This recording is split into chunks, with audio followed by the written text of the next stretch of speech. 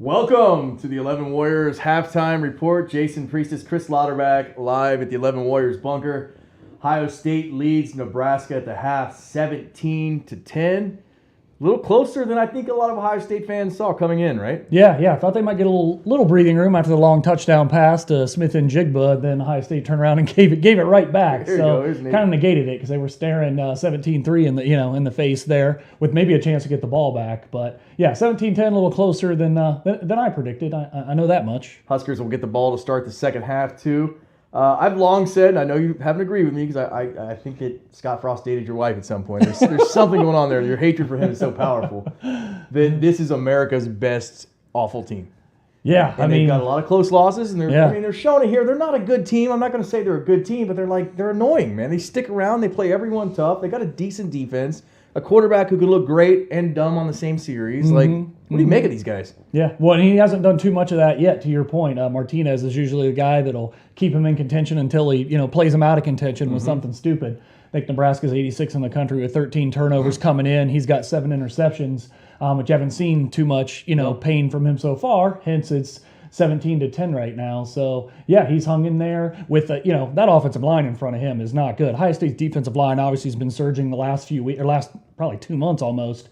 But they're taking advantage of a pretty bad Nebraska offensive line. A couple holds not called, I think, extended some drives for points as well in that first half. But you saw a lot of pressure. Sawyer, Tyreek Smith in particular, a couple guys that have given Martinez some trouble. Yeah, let's talk a little bit about how we got to 17-10. Scoreless first quarter. Only the second time all season Ohio State's been held scoreless in the first quarter.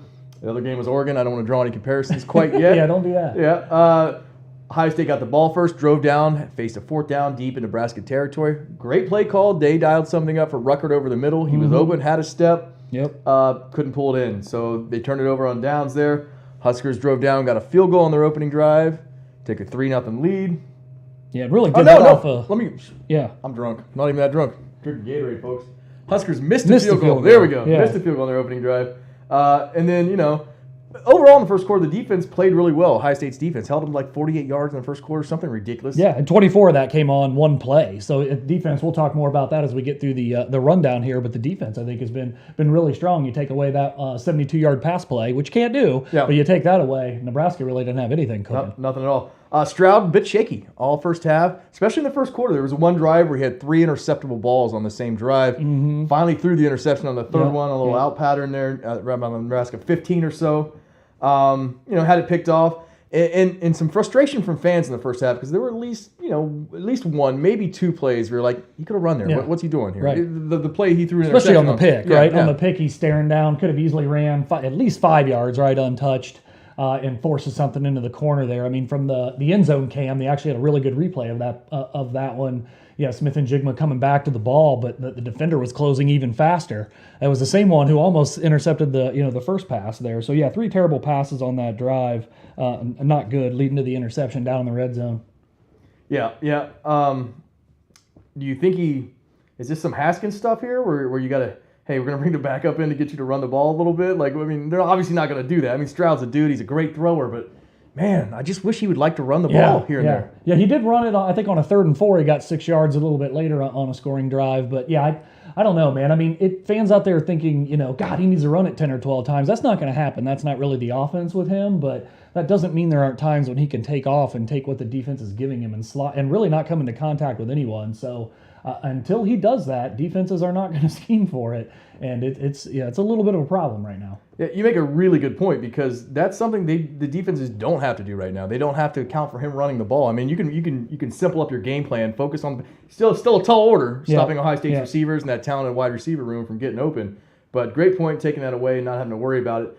Ohio State would score on their first drive, I guess, bridging the first to second quarter. Went down, got a no Ruggles 26-yard field goal about 3 minutes into the second quarter. Ruggles 12 for 12 on the season. Pretty good kicker. Yeah, he's doing well. And that was one where CJ kept it on 3rd and 4. But again, it was another red zone fail for sure. Had just a bad pass on 2nd down, and then he threw wide to Trevion on 3rd down to end up settling for a field goal there.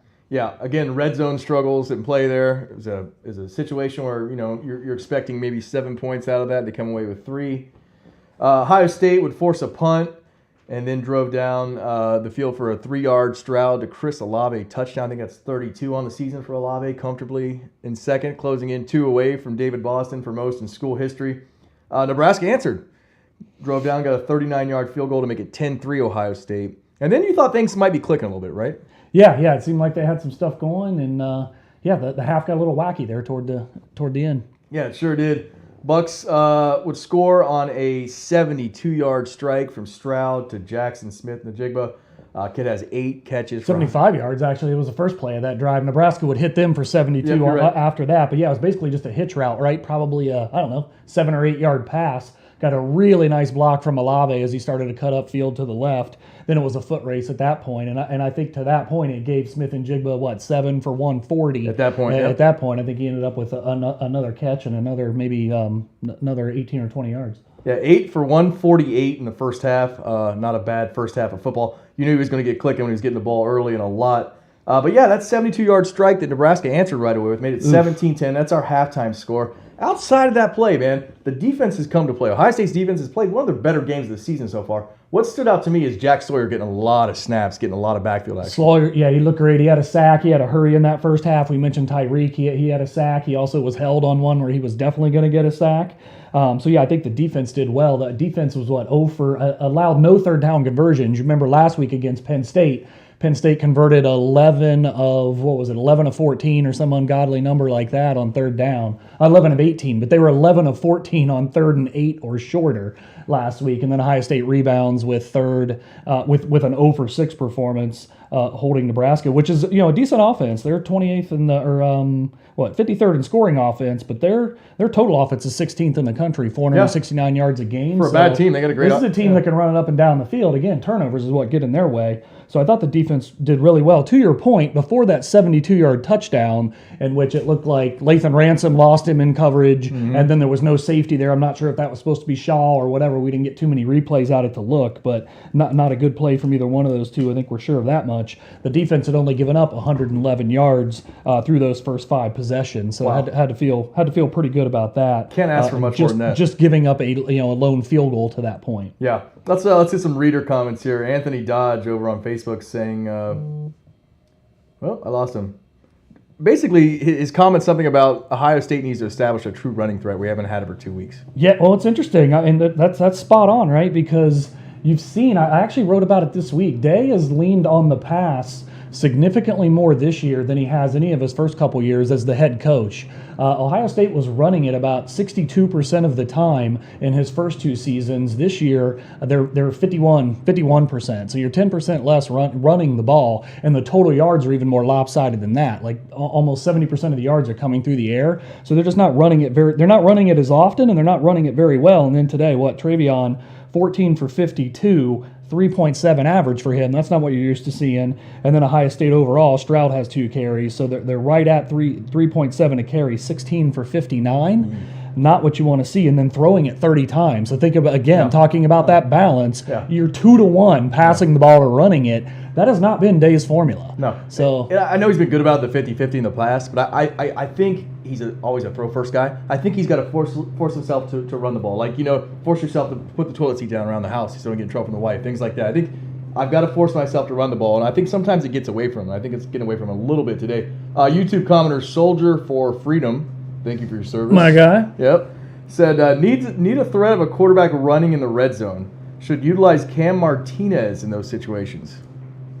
Interesting. I think that, I don't know if I'm bringing in a DB to play quarterback. I understand the premise of the point there for sure. I think we all agree, right? Like, I'm not one sitting here saying that I think Stroud should run it 15 times, and I've been slow to get on the train of, like, does he really need to run that much? But, man, there are just certain times where it's not a quarterback run, but the quarterback needs to understand that the best option for that play as it's breaking down is to go get a couple yards, and he just seems completely reluctant to do it. Yep. The one play that was the 3rd and 4 where he got 6 yards and Ohio State ended up scoring, that was definitely a straight-up read, and he made the right read and ran. Do you think and he survived. Do you think Day talked to him on the sideline? That's the thing. Like, you brought up the Haskins. Publicly, he's got his back. He's like, no, he's fine. He's doing. That's what you want to do publicly. I mean, but you say some of that stuff privately that you wouldn't say publicly. Hey, Stroud, we need you to run some more. Yeah. I mean, do I think that? Yeah, probably so. But I don't think he's ever going to run it as much as Ohio State fans, would want him to. But again, to the point the commenter made, I mean, there are instances where the quarterback has to be able to do it. And I think the red zone is a really good argument for when you have to do it. The field gets a little smaller.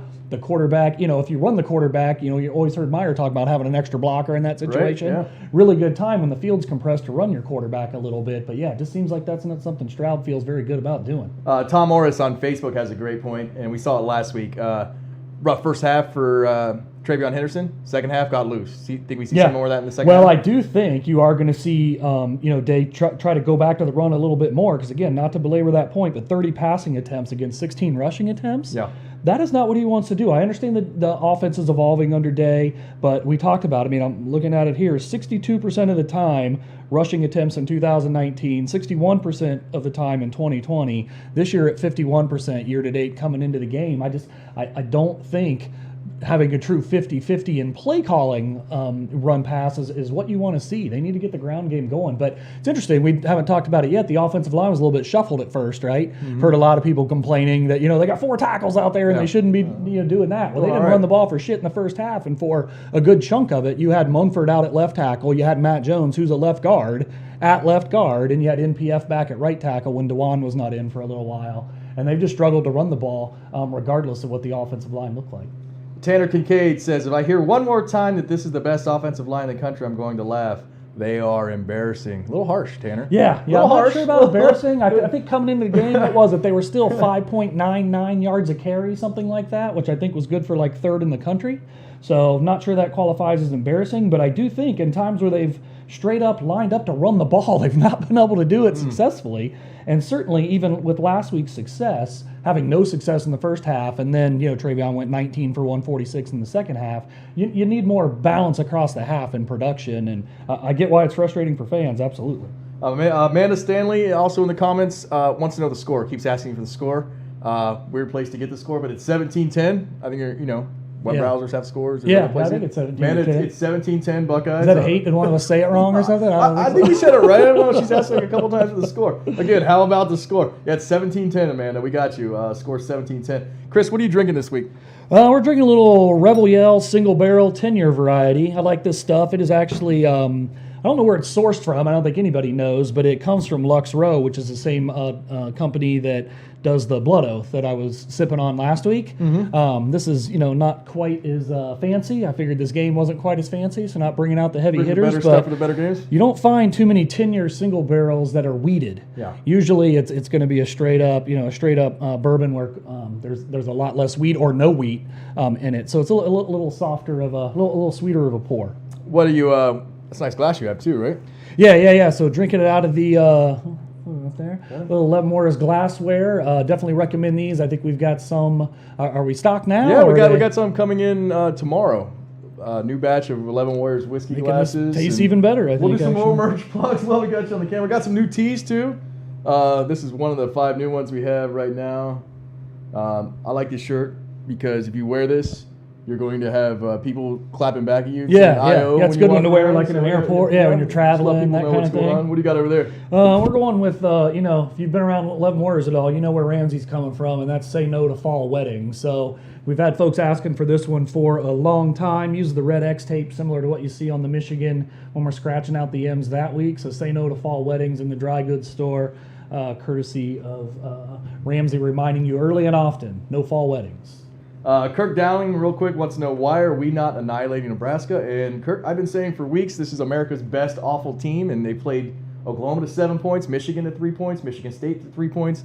I'm not saying it's a good team. They're not a 3-6 team as their record would indicate. Yeah, they're more probably like a 5-3. So they should be somewhere around there. It's a decent team. As I mentioned, coming into this game, you're talking about the number 16 total offense and the number 44 total defense. So there's not a lot of teams that are in the top 50 in both. They've hurt themselves with turnovers, as I said. 13 of them coming in had really shot them in the foot. But yeah, this is definitely a competent team. We talked about it. 3 one-score losses, right, to Michigan, Michigan State, and I think Oklahoma yep. Was the other one. So a 3-6 team, yeah. Do I I agree that I think Ohio State should be up by more because I do think they're a better team here. But we shouldn't be shocked that it's close right now. We'll see what happens. I mean, Ohio State can eliminates that big play on defense, and you're talking about 17-3. You're probably feeling a little bit better about things than what we're looking at right now. Absolutely. Nebraska will get the ball in the second half quickly. And they haven't turned it over yet. So, I mean, they're still a chance. They're due. Martinez is hobbled, and they're due. And in Ohio State's defense, that's one of the things. Like, getting off the field on third down, obviously, has given a lot of us gray hair. But one thing they've been able to do is turn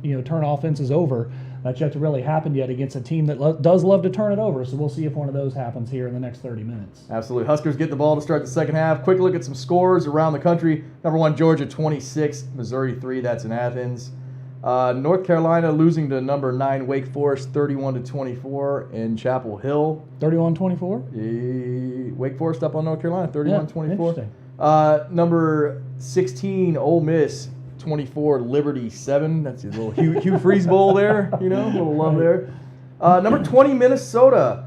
5 minutes into the third quarter, down 14-0 to Burt Bielema in Illinois. You can't lose to Illinois. Yeah. You cannot lose to Illinois. You can't lose that team. Can't lose that man. I won't have it. So, one last one. Number 25 Pittsburgh 30, Duke 19 at halftime. Looks like one of those games you never want to miss, right? I would die if I had to go to that game. Hey, thanks for joining us. The 11 Warriors halftime report. Jason Priestis, Chris Lauterbach live here at the 11 Warriors bunker. Ohio State leads Nebraska 17-10 at the half. The Cornhuskers get the ball. We will see you guys post-game.